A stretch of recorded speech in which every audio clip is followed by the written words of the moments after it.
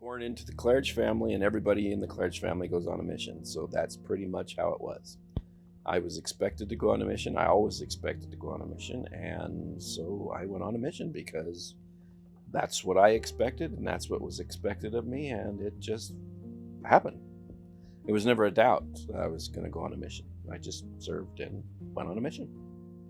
That's what I was always going to do. I was always going to go on a mission. It wasn't something that I ever questioned, I don't think. I don't remember ever questioning whether or not I was going to serve a mission. I don't know that I ever really was a real missionary. I mean, I was a missionary, but I'd never thought of myself as a proselyting missionary. I mean, we did proselyting, but I did all kinds of other fun stuff that was my focus. Like I did a musical tour. Me and a companion, he played the piano and I sang, and we wrote a presentation. It was an hour long with slides, and we went around the mission. At the time, Hermosillo was my mission. At the time, it was Sinaloa, Mexico, Sonora, Mexico, Baja California, North and South. And so it was a very large mission, and it took us about 8 months to go to every little town along the way, as we did a presentation just about every night or every other night. And over the course of that 8 months, we probably performed in front of 36,000 different non-members. There's a different culture down there. Everything's different down there. Food's different. The language is different. The culture was completely different than the United States was. About 5 or 6 months that I was a secretary to the president. My first mission president was there for a year, and my second mission president came in, and I had to kind of help that transition go along. It was never the same thing. It was always something different. I was always doing something that was just fun. I have some really fun stories about opening new areas or going into areas that had never had the gospel. In fact, one of them was called Miguel Alemán, and it was a chicken farm area that they had, I don't know how many millions of chickens, and the workers needed a place to live, and so they created this little town. And we went in and asked the only store that had electricity in the area. We asked if we could do a film strip on the side of their building that night using their electricity, and they said sure. And so I pulled out my little film strip projector, and we watched those film strips. They go beep, and then it had the narration, beep, and narration. And we went around prior to that and told all the people. We invited them to come and see a película.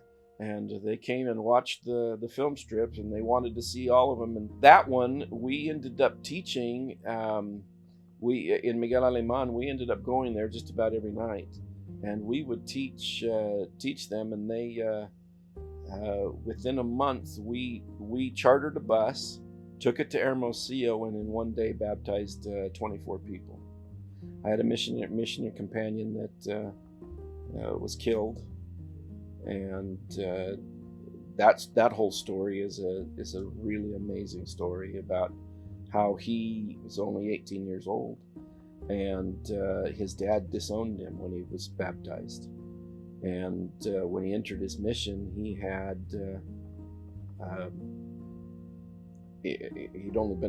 only been a member for a year, and his father didn't, nobody supported him but himself, and so he hadn't really saved a whole lot of money, so he didn't have any money. And he came to the mission with just a pants, shirt, and a tie, and he had not gone to the temple. He wasn't endowed, and basically he was just a missionary. But he had become an assistant to the president, and was very, very humble. And one night he was driving out to one of those little towns, and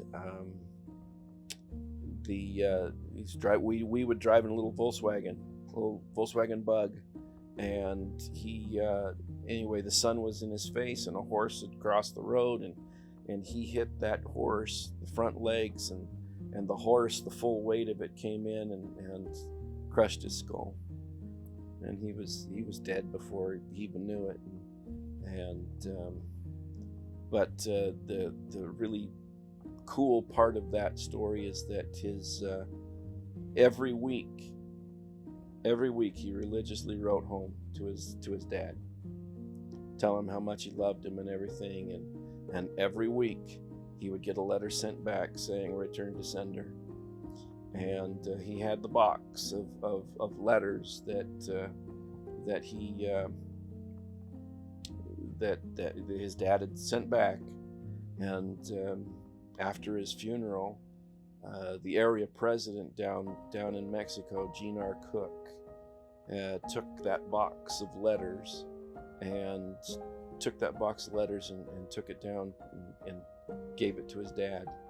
And his dad said, my son is dead, and I don't have a son. And G.R. Cook, he handed him the box of letters, and he said before he got to the road, that man said, wait.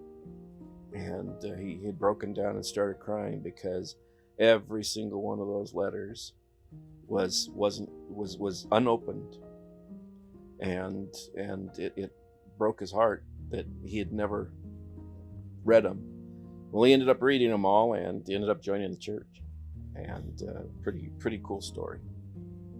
You got to go serve a mission, because that's the best thing that you could do. For nothing else, to gain a testimony and to strengthen your own faith in Christ.